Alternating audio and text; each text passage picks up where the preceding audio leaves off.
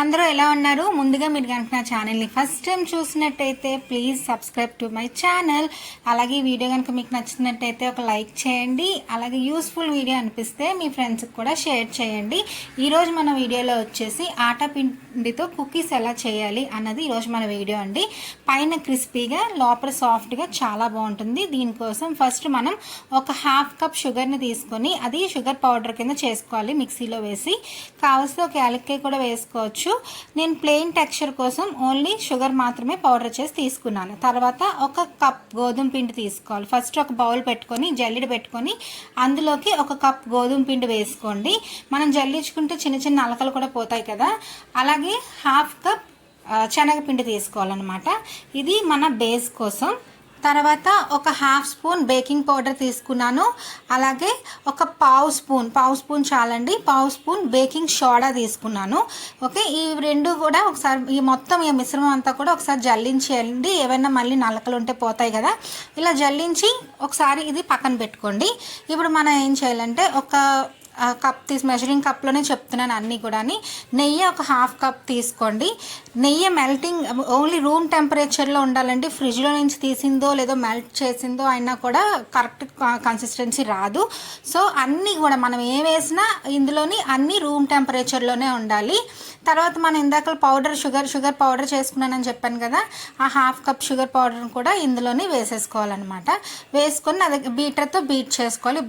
Beater లేకపోయినా విస్కర్తో అయినా సరే ఇలాగా చూసారా ఒక థిక్ కన్సిస్టెన్సీ వచ్చేదాకా ఒక 5 minutes మనం బీటర్తో బీట్ చేస్తే ఇలా విప్డ్ క్రీమ్ కన్సిస్టెన్సీ లాగా ఒక థిక్ కన్సిస్టెన్సీ వైట్ కలర్లో వస్తుంది అనమాట.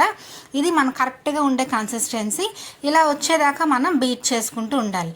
ఇప్పుడు ఇలా వచ్చిన తర్వాత మనం ఆల్రెడీ పక్కన పెట్టుకున్న పౌడర్ ఉంది కదా, ఆ పౌడర్ తీసుకొని ఈ మిశ్రమంలో కలుపుకొని సాఫ్ట్గా కలుపుకుంటూ ఉండాలన్నమాట. ఓకే, పౌడర్ మొత్తం మిశ్రమంలో వేసేసుకోండి. వేసుకున్న తర్వాత సాఫ్ట్గా, మరి గట్టిగా కలుపుకోకూడదండి, జస్ట్ సాఫ్ట్గా మిక్స్ చేసుకుంటూ అలాగా కలుపుకుంటూ ఉండాలి. ఇది కొంచెం చపాతీ పిండి, ఒక సాఫ్ట్ చపాతీ పిండిలా కలుపుకోవాలన్నమాట. మనకి అప్పుడప్పుడు కొంచెం ఇంకా మనకి కన్సిస్టెన్సీ తక్కువగా ఉందంటే నెయ్యి యాడ్ చేసుకోవచ్చు. నెయ్యి యాడ్ చేసి కలుపుకోవచ్చు. లేదా ఇలాగా పాలు కూడా కాచి చల్లార్చిన పాలు నాకు ఒక 2 spoons పట్టాయి అంతే, ఎక్కువ అవసరం లేదు. ఒక 2 spoons పాలు వేసుకొని పాలు అన్నీ కూడా బాగా మిక్స్ చేసి ఒక సాఫ్ట్ రౌండ్ ఉండలా రెడీ చేసుకోవాలన్నమాట. ఇదంతా కూడా మనం మెత్తగా కలుపుకుంటూ రౌండ్గా చేసుకోవాలి. ఈ కన్సిస్టెన్సీ ఎలా ఉండాలంటే జస్ట్ మనం ఒకసారి అది పట్టుకొని ఇలా మిడిల్కి ఇలాగా ప్రెస్ చేస్తే ఒక సాఫ్ట్ మైసూర్ పాక్లా రావాలన్నమాట. ఆ కన్సిస్టెన్సీ ఉండేలాగా పాలు వేసుకొని కలుపుకుంటే కొంచెం ఇంకా టేస్ట్ వస్తుంది. సో లైట్గా ఒక స్పూన్ పాలు వేయండి చాలు. తర్వాత మనం బేకింగ్ ట్రే తీసుకొని బేకింగ్ ట్రే మీద బటర్ పేపర్ వేసుకొని దాని మీద కొంచెం నెయ్యి అప్లై చేసుకోండి. నేను ఈ బిస్కెట్స్ని ఐఎఫ్బి ఓవెన్ 20SC2లో చేస్తున్నాను. యాక్చువల్లీ ఇది ఎయిర్ ఫ్రైయర్ అయినా సరే ఇదే మెథడ్. ఓకే, ఫస్ట్ నేను కన్వెన్షనల్ మోడ్లోని 160 degrees దగ్గర కన్వెన్షనల్ మోడ్లోని ఇది ప్రీహీట్ చేసుకుంటున్నాను అనమాట. అంటే కన్వెన్షనల్ మోడ్ 160 degrees వచ్చేదాకా ప్రెస్ చేసి స్టార్ట్ కొడితే అది ప్రీహీట్ అవుతుంది. ఈ లోపల మనం చిన్న చిన్న బౌల్స్ లాగా రెడీ చేసుకోవాలి. ఇక్కడ ట్రేలోని ఒక 6 or 7 పడతాయండి, అంతకు మించి పట్టవు. మిడిల్లో గ్యాప్ ఇచ్చుకోవాలి, ఎందుకంటే మా బిస్కెట్స్ కొంచెం పొంగుతాయి కదా. సో కొంచెం గ్యాప్ ఇచ్చుకుంటే బెటర్ అనమాట. అందుకని మిడిల్లో గ్యాప్ ఇచ్చుకుంటూ ఫస్ట్ ఒక రౌండ్ బాల్స్ లాగా చేసుకొని ఎన్ని వీలైతే అన్నీ పెట్టుకోవాలి. లేదు సమానంగా రావట్లేదు అనుకుంటే ఇలాంటి ఒక స్పూన్ యూజ్ చేసుకొనినా చేసుకోవచ్చు.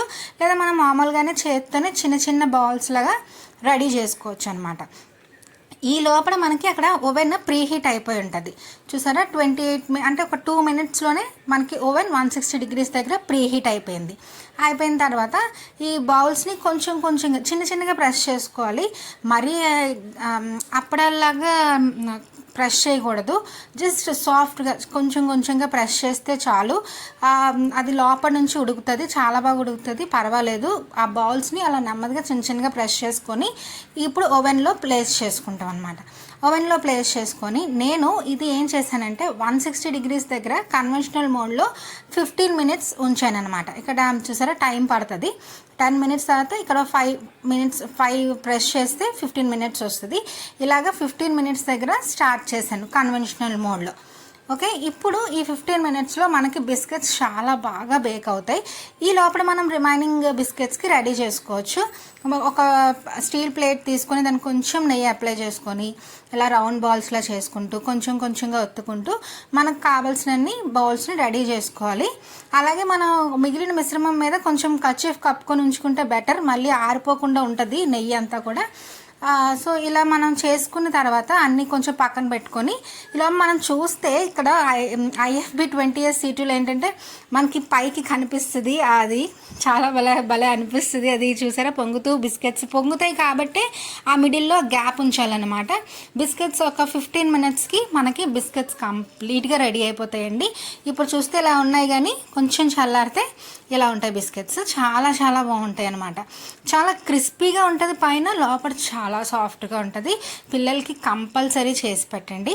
ఓకే, ఇదే ఎయిర్ ఫ్రైయర్లో కూడా ఇలాగే 160 degrees 15 మినిట్స్ పెడితే సేమ్ ఇదే ప్రాసెస్ చేస్తే మనకి ఎయిర్ ఫ్రైయర్లో కూడా చాలా బాగా వస్తుందండి. అయితే ఇప్పుడు ప్రస్తుతానికి గ్యాస్ కొంచెం మనకి కష్టం కదా, రావడం చాలా టైం పట్టేస్తుంది. అందుకని చెప్పి ఇలా ఓవెన్లోని చేసి పెట్టాను పిల్లలకి. నెక్స్ట్ మన వీడియోలో గ్యాస్ మీద కూడా ఎలా చేయాలో చూద్దాం. గ్యాస్ మీద చేస్తే ఇంకొంచెం డిఫరెంట్గా వస్తుంది. మనం అది నెక్స్ట్ వీడియోలో చూద్దాం.